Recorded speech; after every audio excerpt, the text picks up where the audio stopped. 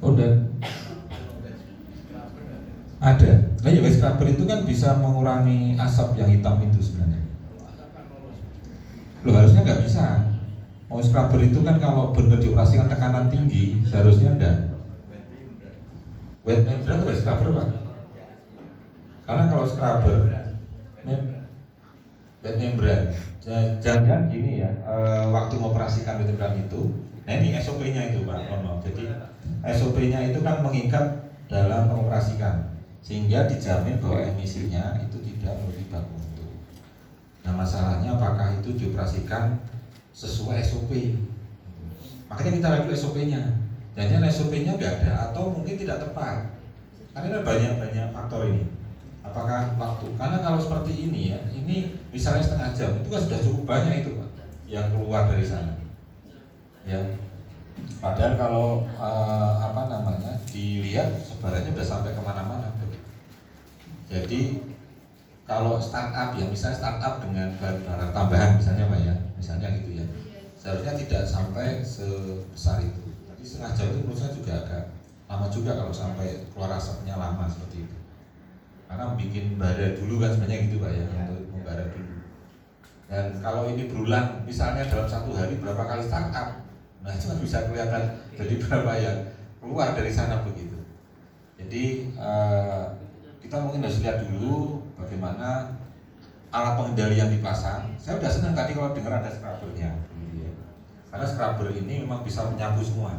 Kalau hanya cyclone itu ya debunya, partikel gasnya enggak. Jadi kalau misalnya tadi ada scrubbernya bagus. Tapi saya ini nggak lihat scrubber saya yakin ini ya seperti ini. Jadi langsung dari bakaran. Hanya ini sudah dilihat satu persatu alat pengendalinya apa, kemudian SOP-nya seperti apa. Karena kalau scrubber misalnya itu rasio air dan rasio gasnya harus ada. Misalnya dia gas flow-nya berapa, airnya berapa. Gasnya kecil ya airnya kecil, gasnya besar juga airnya harus besar. Jangan gasnya besar airnya terkecil misalnya begitu. Itu nggak bisa nangkep. Jadi kan ada flow, makanya SOP itu kan mengikat apa yang dioperasikan. Dioperasikan flow-nya gasnya berapa, ada petunjuk flow gasnya, dan juga ada petunjuk airnya yang ditambahkan. Gitu. Jadi itu yang mungkin harus dicek kembali apakah itu memang benar-benar dilakukan sesuai dengan SOP-nya. Mungkin untuk lebih jelasnya besok nggak ada studi kasus, mungkin kita dari daerah dengan sudin kunjungi di beberapa perusahaan yang ini biar kira-kira ini harus dipenuhi apa yang paling enggak sekilas gitu, kira-kira gimana? Ini saya Pak ya nanti ya kalau itu kan nanti tinggal kita kasih sekat apalagi nanti